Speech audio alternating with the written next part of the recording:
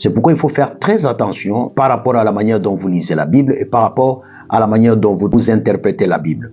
Je vais prendre un verset de la Bible. Ce verset, c'est dans Jean chapitre 8, verset 32.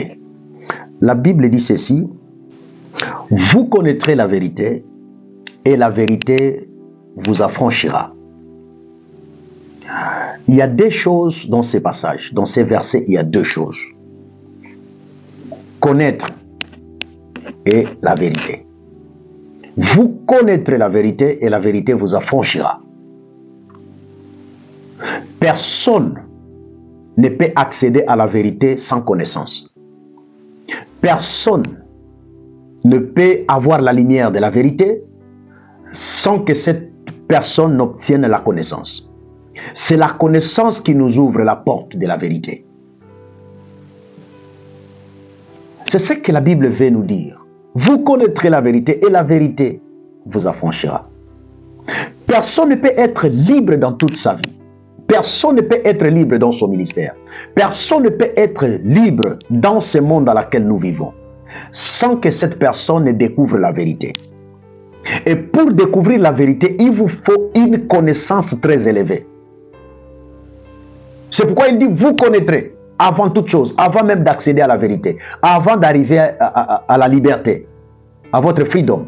Il dit, vous connaîtrez. Il faut commencer d'abord par chercher la connaissance. Lorsque cette connaissance jaillit en vous, lorsque cette connaissance entre en vous, pénètre en vous, c'est cette connaissance qui ouvre la porte à la vérité. La vérité, c'est quoi? C'est la lumière. La vérité, c'est quoi?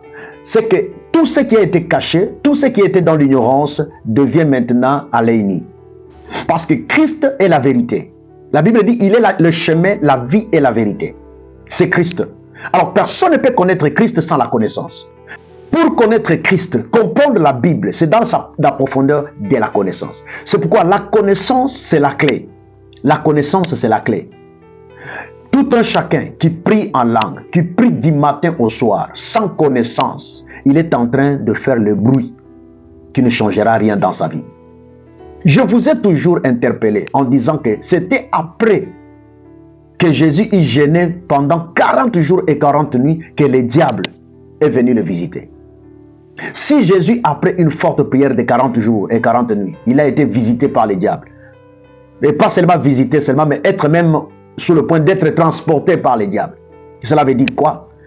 Vous ne devez pas vous contenter du fait que vous parlez en langue, parce que même le diable parle en langue.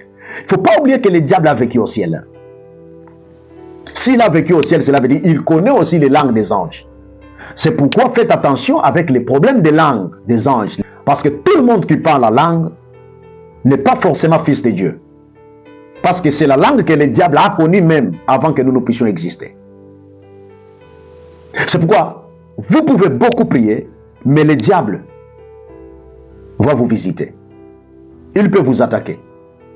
Il y a une chose qui fera que le diable puisse vous craindre lorsque vous priez. C'est lorsque vous priez avec la connaissance. Parce que tout un chacun qui reçoit la connaissance, tout un chacun qui ouvre la voie de la connaissance, certainement cette personne doit croiser la lumière, doit croiser Jésus dans la connaissance.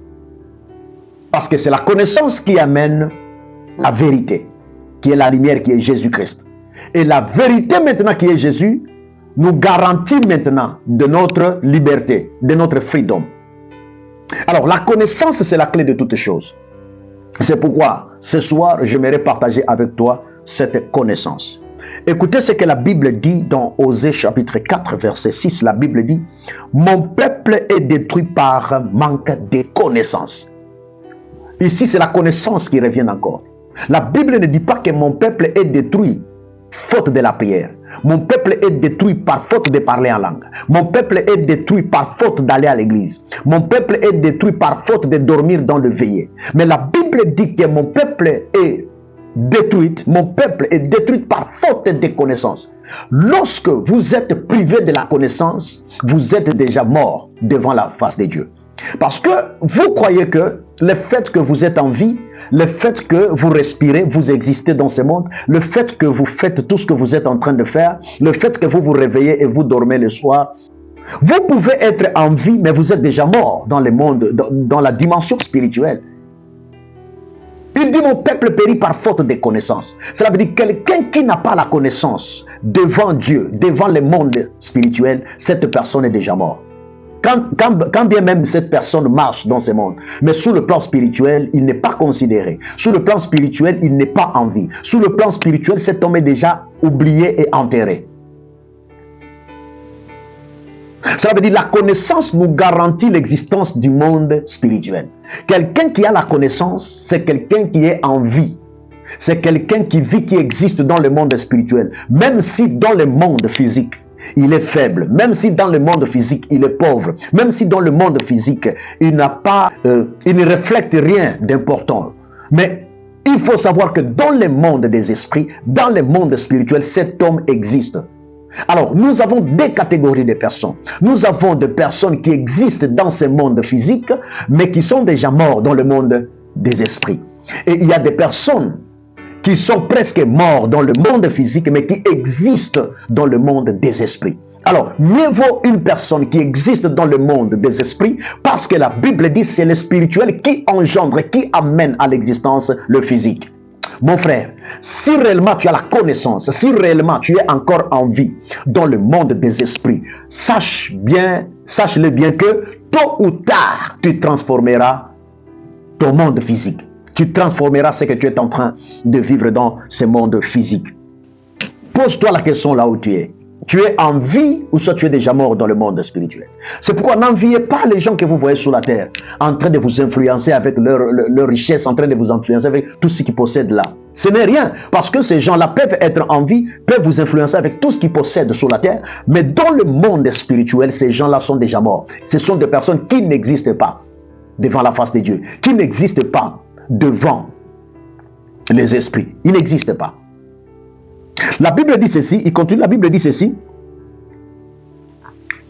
Puisque tu as rejeté la connaissance, je te rejetterai et tu seras dépouillé de mon sacerdoce. Puisque tu as oublié la loi de ton Dieu, j'oublierai aussi tes enfants.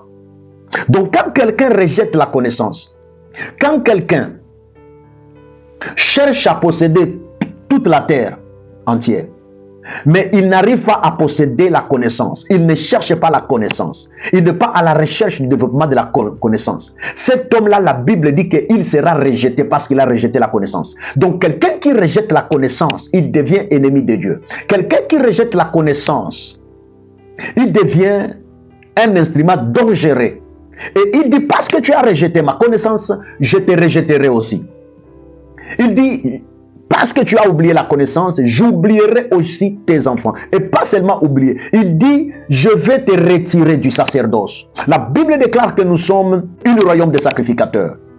Nous sommes dans le royaume des sacrificateurs où Jésus lui-même est le grand sacrificateur. Mais il dit ici, à cause du manque de la connaissance, je vais te retrancher, je vais te faire partir, je vais t'excommunier de mon sacerdoce. Oh bien-aimé, heureux les hommes et les femmes qui sont à la recherche de la connaissance. Parce que la connaissance est une clé. La connaissance est une clé. La connaissance nous ouvre des portes. La connaissance est une lumière. Donc tout celui qui a la connaissance, il a la lumière. Et pas n'importe quelle lumière, mais une lumière qui nous garantit, qui nous maintient dans la vie. Et lorsque cette lumière pénètre en toi, ça te garantit la vie, automatiquement tu deviens libre. Oh, j'aime ça.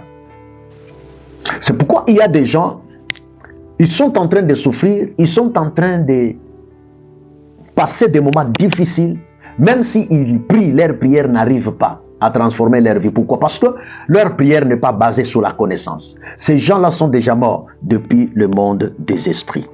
Toute une personne qui n'a pas la connaissance, c'est un ignorant. Quand vous croisez quelqu'un, vous croisez un homme qui n'a pas la connaissance et qui n'aime pas s'efforcer à apprendre la connaissance, cet homme-là, c'est un ignorant. Et vous savez ce qui se passe avec les ignorants. Les ignorants, même lorsque je suis en train d'enseigner comme ça, il est là juste pour critiquer. Il peut critiquer même, il critique tout. Tout ce qui passe à ses yeux, il critique. Parce que quand quelqu'un devient ignorant, il devient opposant de la lumière. Il devient opposant de tout ce qui est vrai. Il devient opposant de tout ce qui est connaissance.